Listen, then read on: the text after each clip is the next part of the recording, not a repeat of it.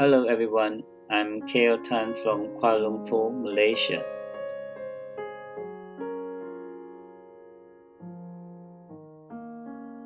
To start off, I would like to extend my gratitude to God, the Almighty, for His merciful blessings upon all of us, the Enlightened Master, the Enlightened Mistress, the Great Elder, the Grand Senior, for their utmost adoration.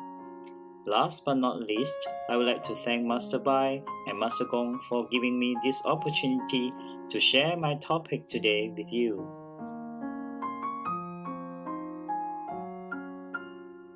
Filial Piety.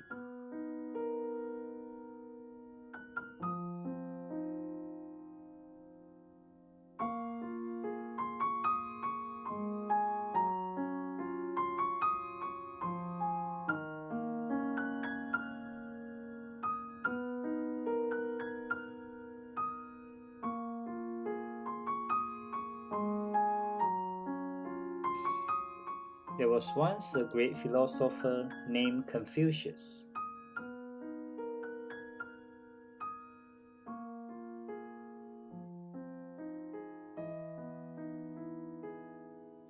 One day, Confucius asked his favorite disciple, Zhong, if he knew what the former kings practiced in their land in order to maintain peace and harmony. Clueless, Zhong replied, "How could he, with lack of knowledge, know this?" Confucius explained that the kings followed a simple principle. The root of all virtues nurturing moral teachings was known as xiao, or filial piety. Filial piety begins with children learning how to respect and bring glory to their parents' names. They are careful of their conduct and are frugal, all in order to nourish their parents. At the University of Kansas, in a classroom, and really it was quite by accident. I wasn't in the right place, but there was a presentation going on, and I kind of started listening to it, and it was a young Chinese woman who was giving a dissertation. I was kind of sitting in the back, and now I'm kind of trying to hide because I don't know that I'm supposed to be in there. But anyway, it was quite fascinating, and her doctoral thesis was based on different kinds of advertising in China and in the United States as pertained to seniors. So I did get fascinated. I wanted to know what she was going to talk about.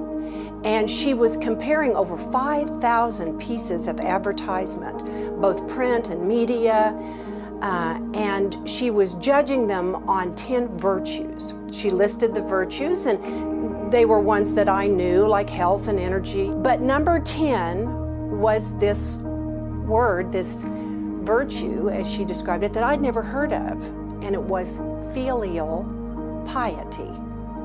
Well, I didn't know what that was, and I assumed probably the rest of the people in the room did, so I kept my mouth shut. But pretty soon one of the professors said, "Excuse me, what's filial piety?"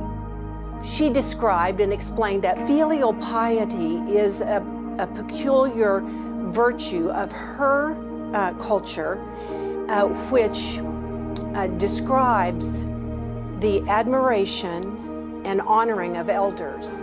The Chinese symbol for it is beautiful. She showed the symbol. It is a symbol for an adult and a cradle, and then right below that is a symbol for a child. And what it depicts is a child supporting the elder. And I thought, what a beautiful thing. I don't think they're having over-the-hill parties there where they have black roses and black balloons and everyone's miserable because they're getting old at 40. No, I think they're having just getting there parties. When the older you get, the more admired you are. When you live in a culture where elders are admired and respected, then wouldn't you be a little bit more excited about getting old? Filial piety is something that our country needs. Our culture needs to admire and respect elders, and it's high time.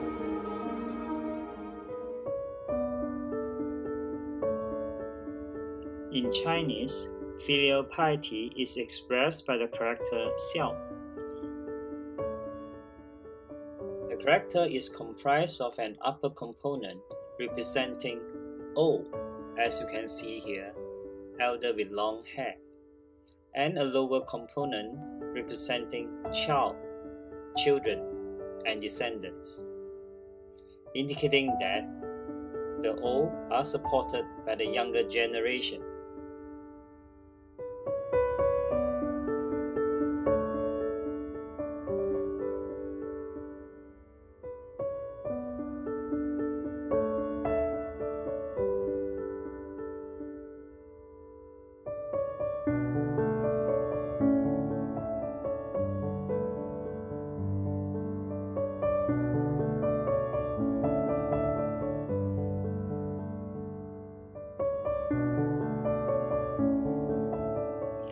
Filial piety is the root of all goodness.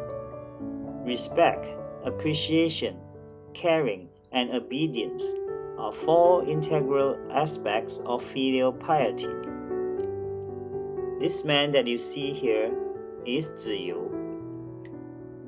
One day, when Ziyu asked Confucius about filial piety, the master replied, "Filial piety nowadays consists of supporting one's parents, but one could support dogs and horses in the same way.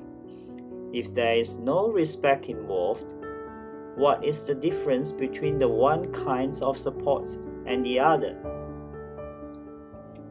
This section is very crucial. All of Confucius' efforts in life were concentrated on this point. It's very important. All of you should pay attention. You should understand this principle and try to practice it. We should know our proper role as children. Keeping one's parents alive is considered filial piety nowadays, but one could support dogs and horses in the same way.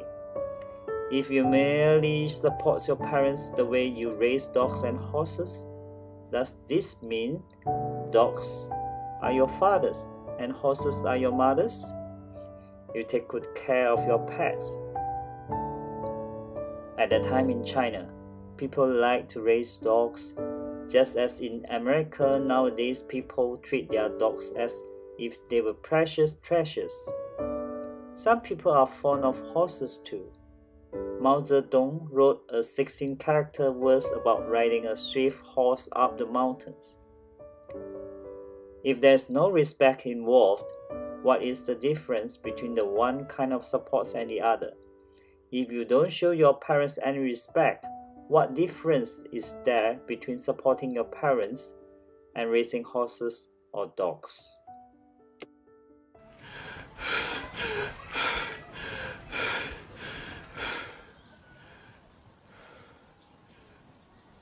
Mày phải rong riêng rồi.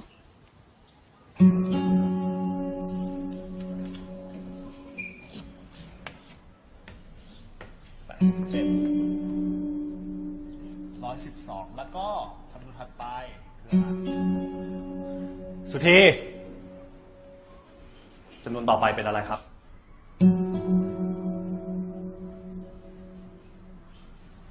ก็เห็นใจของแกนะแต่ที่นี่โรงเรียนมันไม่ใช่บ้านนั่นดิเด็กจะเอาสมาธิที่ไหนไปเรียนนะเห็นลูกบอกว่าบางทีอ่ะก็ให้เด็กคอยนั่งเฝ้าด้วยนะดูแลแม่ครูให้เอาแม่มาทุกวันแบบนี้สงสารเด็กจริงๆหาคนดูแลเป็นเรื่องเป็นราวน่าจะดีกว่าเนี่ยผมกำลังคิดอยู่ว่าผมจะลูกไปเรียนที่อื่นสวัสดีลูกสวัสดี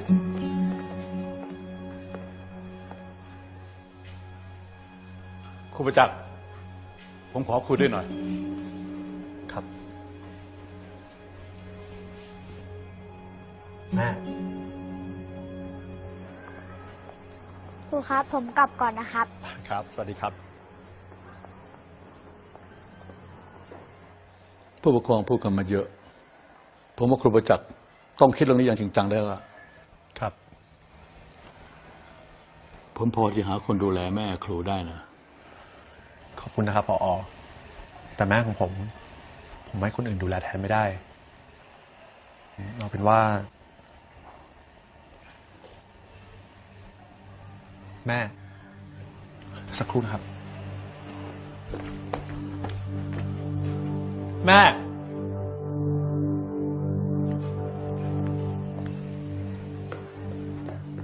แม่แม่แม่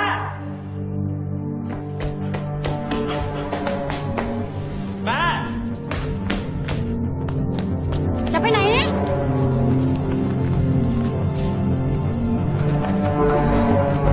แม่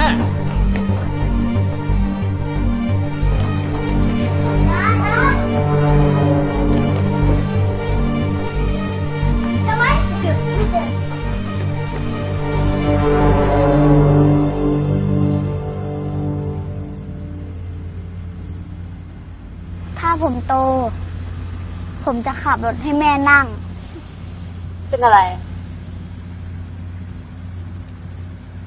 แม่จอด อะไรอะลูก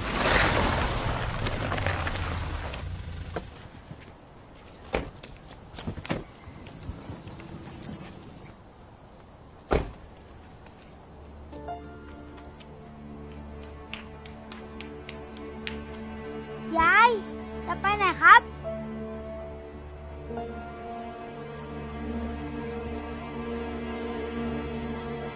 ที่ผมนัดผู้ปกครองมาวันนี้ ก็ได้เรื่องที่หลายท่านร้องเรียนกันมา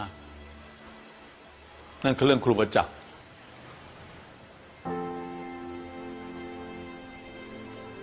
แม่แม่ แม่ของครูประจักษ์เป็นโรคสมองเสื่อมและการที่แกพาแม่มาโรงเรียนด้วยก็อาจจะสร้างความลำบากใจให้กับหลายๆท่านครูประจักษ์บอกผมว่าแกมีแม่อยู่คนเดียวและแม่แกก็มีแกคนเดียว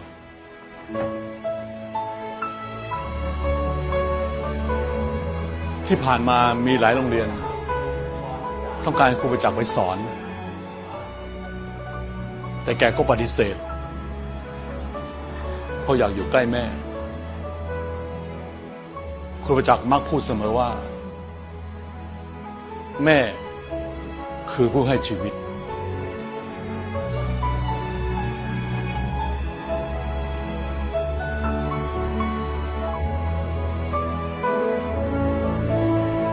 เอาละครับเราทุกคนมีสิทธิ์ที่จะปกป้องคนที่เรารักถ้าท่านใดในห้องนี้เห็นว่าครูประจักษ์ไม่มีความเหมาะสมกับการเป็นครูที่นี่ขอให้ไปลงรายชื่อกันมา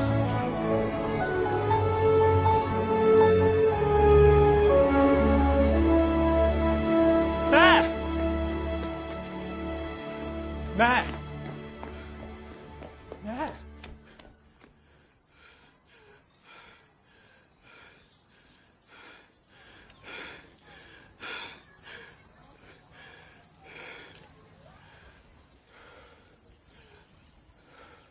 ไม่ไปโรงเรียนเหรอ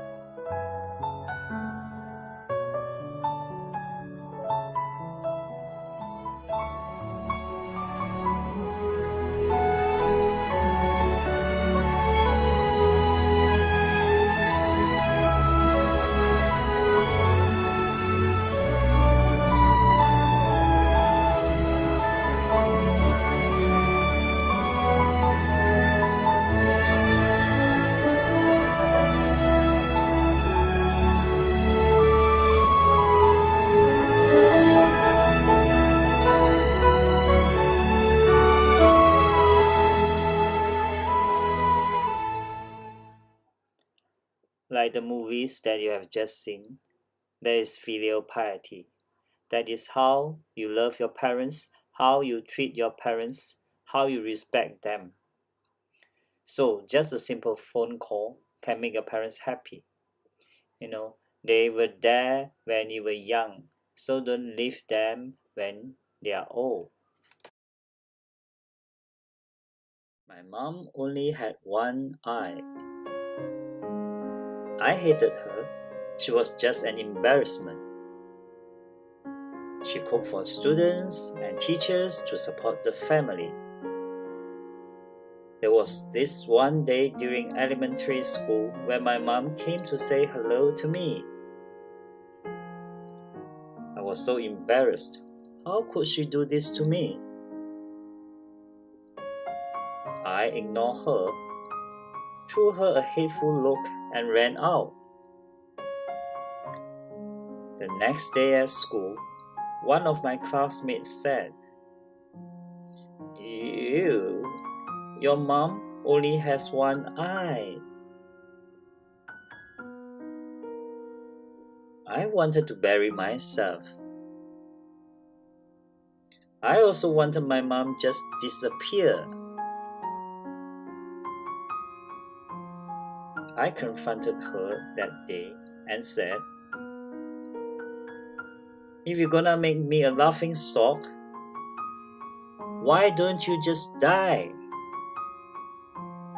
She did not respond.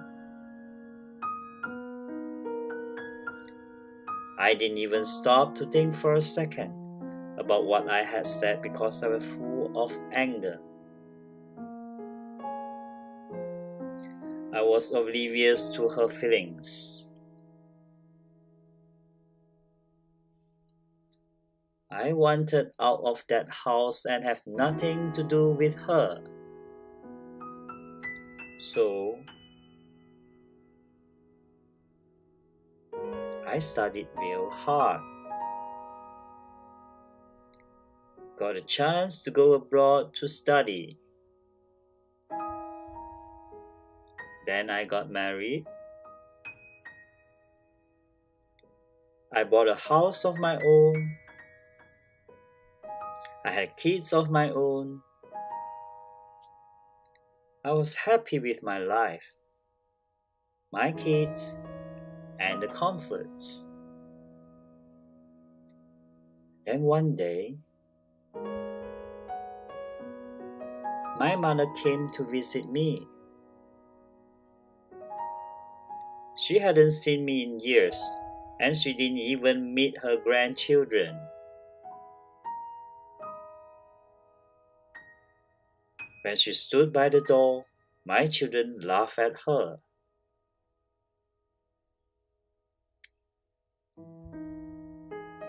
And I yelled at her for coming over uninvited. I screamed at her, "How dare you come to my house and scare my children? Get out of here now!" She quietly answered, Oh, I'm so sorry. I may have gotten the wrong address."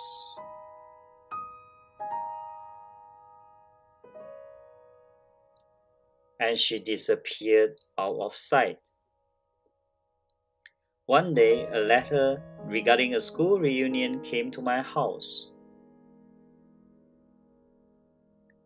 So I lied to my wife that I was going on a business trip.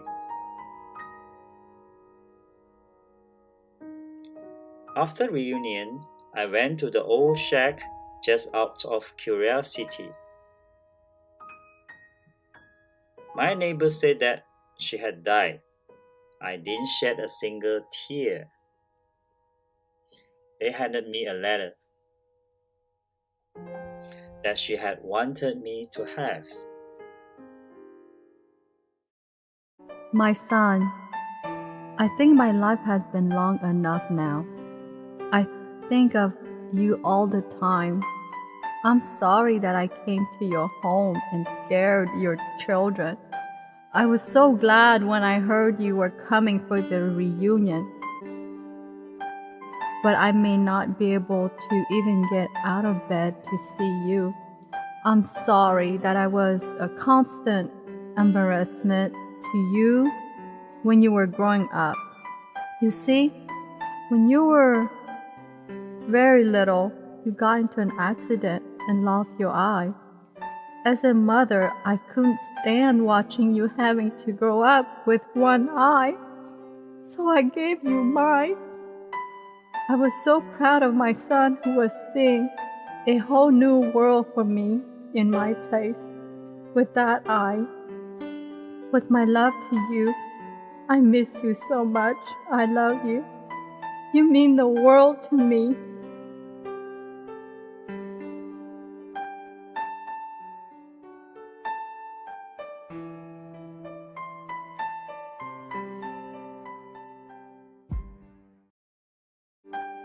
God couldn't be everywhere, so he created mothers.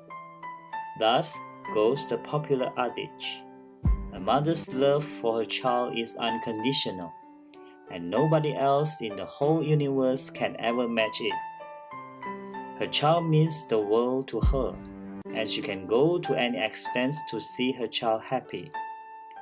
If there is anybody in this world who can put your happiness and well-being over theirs without expecting anything in return, then it has to be your mom. But understanding this simple fact is not within everybody's intellectual reach, and many people wake up to this realization quite late. When you are sick and lying in bed, you come to realize how great your mother is, and it feels like she is always there to protect you, making you feel safe and sound. When you used to be afraid of your teacher's punishment, she's there to make sure to cut your hair beforehand.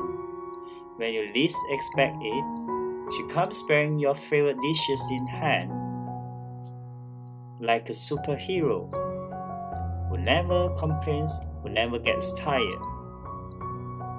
Ever since you were young, no matter what you do, the one person quietly supporting and cheering you on throughout will definitely be her. Whenever you meet with any difficulties in life, she will always be able to solve the problem, no matter how trivial it is.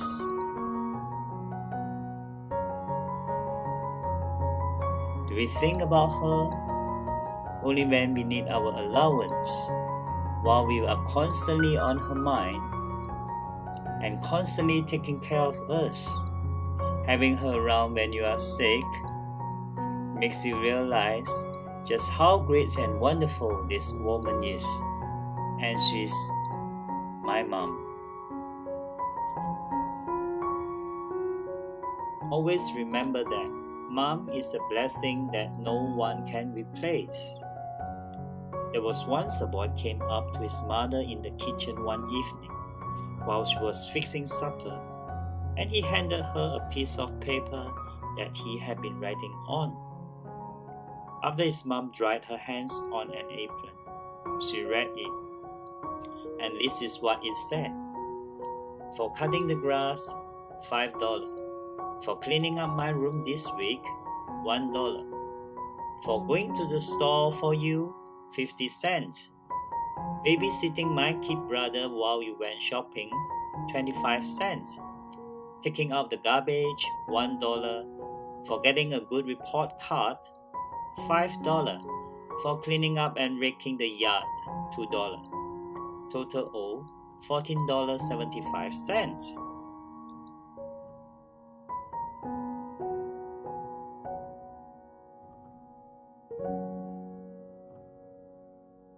Well, his mother looked at him standing there, and the boy could see the memories flashing through her mind. She picked up the pen, turned over the paper he had written on, and this is what she wrote. For the 9 months I carried you while you grew inside me, no charge. For all the nights that I've sat up with you, doctored and prayed for you, no charge. For all the trying times and all the tears that you have caused through the years, no charge. For all the nights that were filled with dread, and for the worries I knew were ahead, no charge. For the toys, food, clothes, and even wiping your nose, no charge. When you add it up, son, the cost of my love is no charge. When the boy finished reading what his mother had written, there were big tears in his eyes, and he looked straight up at his mother and said, "Mom, I sure do love you." And then he took the pen and in great big letters he wrote, "Paid in full." There's no greater sacrifice in this world than the sacrifice a mom makes for her child, whether it's the endless worrying or the unconditional love, the early mornings or the late nights, the constant work or the lack of sleep. No words can ever describe the struggles a mom goes through. We all have our differences, and from time to time, it may seem like our moms ask a lot from us. But when we think about how much they sacrifice for us, nothing we could ever do would even compare. So many moms would give their children their last bite, even though they might still be hungry, or they would give up their careers and their dreams to give their children the best chance at success. They would even stay up all night just to make sure their kids got home safely. So the next time your mom is asking a lot from you, just remember, it's already paid in full.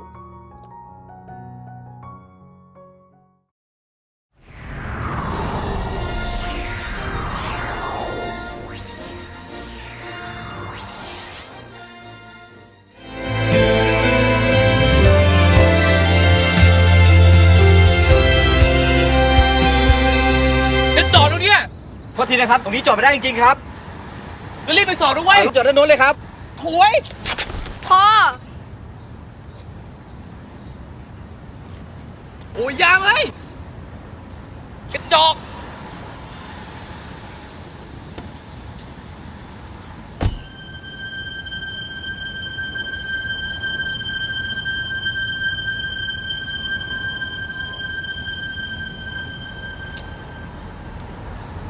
ไม่เป็นไรลูก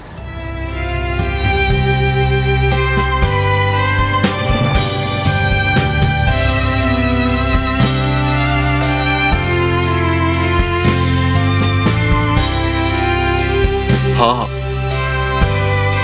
ผมทำได้แล้ว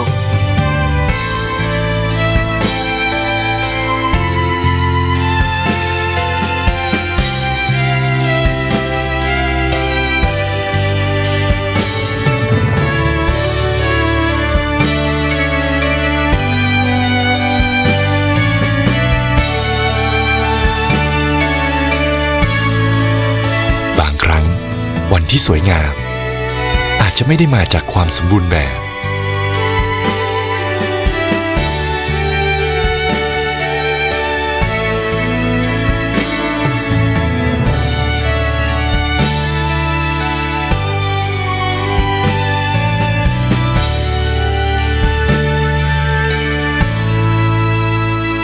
วันที่สวยงามที่สุดของผมคือวันที่สวยงามที่สุดของพ่อเช่นกัน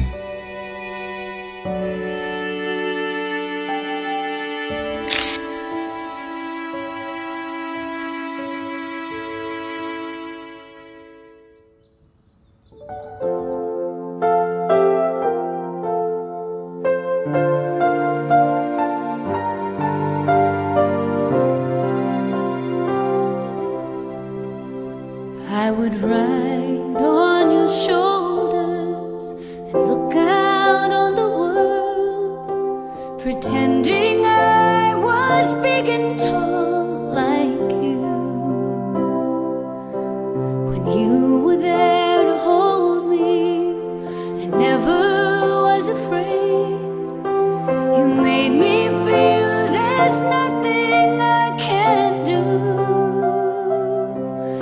If I'd spread my wings to fly when I was very small, I knew that you'd be standing by to catch me if I'd fall. You're my hero, chasing the monsters from my room, going on trips around the moon. The one who's always been there faithfully.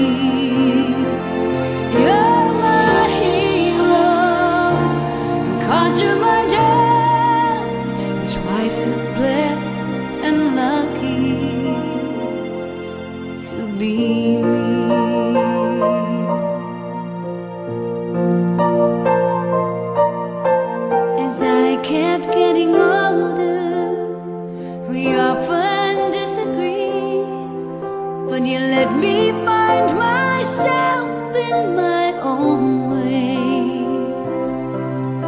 And it's funny how just lately I've come to recognize how wise you are becoming every day.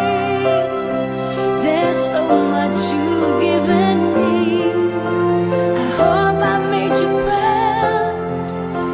You're everything a dad should be, and it's time to tell you now. You're my hero. You didn't have to say a word. Your love was the message that I heard, inspiring me to be all I can be. You're my hero, and 'cause you're my dad, I'm twice as blessed and lucky. I'm so lucky to be me. Dad, you're my hero.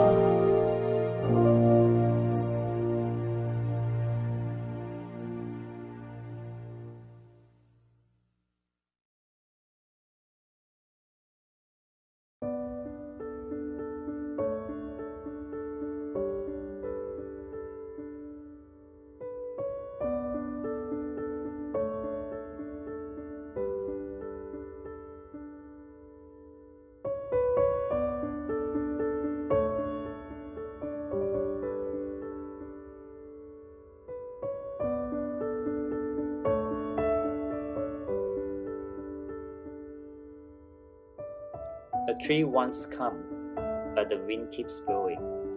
The sun wishes to support, yet the parents are no longer living. This is the Chinese adage. Don't wait until it's too late. An American inventor, engineer, and businessman, Charles F. Kettering said, "We should all be concerned about the future, because we will have to spend the rest of our lives there." I don't know about you, but I don't really agree with that statement. Yes, we can be concerned about the future, but it is far more important to really live this one moment now, because in an instant, it will be gone. Many people invest so much time and energy being concerned about the future. Business ventures, planning work, making money, and other future-oriented things. They miss the now moments. More importantly, they miss the joy of deep connection and relationship building with their parents.